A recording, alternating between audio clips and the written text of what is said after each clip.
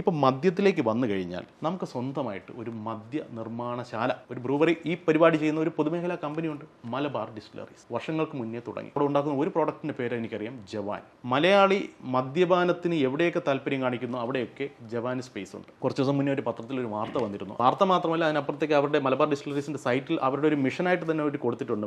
MDL Malabar distillery limited is implementing A plant based modern technology for production of jawan brandy in IMFL category. അതായത് നമ്മൾ ഇവിടെ ജവാൻ സ്വന്തമായിട്ട് ഉണ്ടാക്കാൻ ഒരു ഡെഡിക്കേറ്റഡ് പ്ലാന്റ് ഉണ്ടാക്കുമെന്ന് പറഞ്ഞു. എന്നിട്ട് അതുണ്ടാക്കാനുള്ള വെള്ളം കൊടുക്കാൻ സംസ്ഥാനത്തിനോ വാട്ടർ അതോറിറ്റിക്കോ ഈ കിംഫ്രയ്ക്കോ ആർക്കും സാധിച്ചിട്ടില്ല. അതുകൊണ്ട് അതിൻ്റെ പ്രൊഡക്ഷൻ കുറച്ച് വെച്ചിരിക്കുകയാണ്. ഇവിടെ കള്ള് കച്ചവടം നടത്തിയാണല്ലോ സംസ്ഥാന സർക്കാരിൻ്റെ പ്രധാന വരുമാനം അതിൽ നിന്നാണ് വരുന്നത്. അതുകൊണ്ട് കള്ളിനെ ഒരു ചതുർത്ഥിയായിട്ടൊന്നും കാണേണ്ട കാര്യമില്ല. അതിൻ്റെ കാശ് വാങ്ങാമെങ്കിൽ കള്ളിനെ മാന്യമായൊരു ബിസിനസ്സായിട്ടും കാണാം. പക്ഷേ അത് എന്തുകൊണ്ട് പൊതുമേഖലയിൽ ചെയ്തുകൂടാ? ജവാൻ എന്ന് പറയുന്ന മലയാളികളുടെ അല്ലെങ്കിൽ ശരാശരി കുടിയന്മാരുടെ ഫേവറേറ്റ് ബ്രാൻഡ് ഉണ്ടാക്കാൻ നമ്മൾ സർക്കാർ തന്നെ ഒരു സംവിധാനം തുടങ്ങി വെച്ചിരിക്കുന്നു. പക്ഷേ അവിടെ ജവാൻ ഉണ്ടാക്കാൻ നമുക്ക് പറ്റില്ല.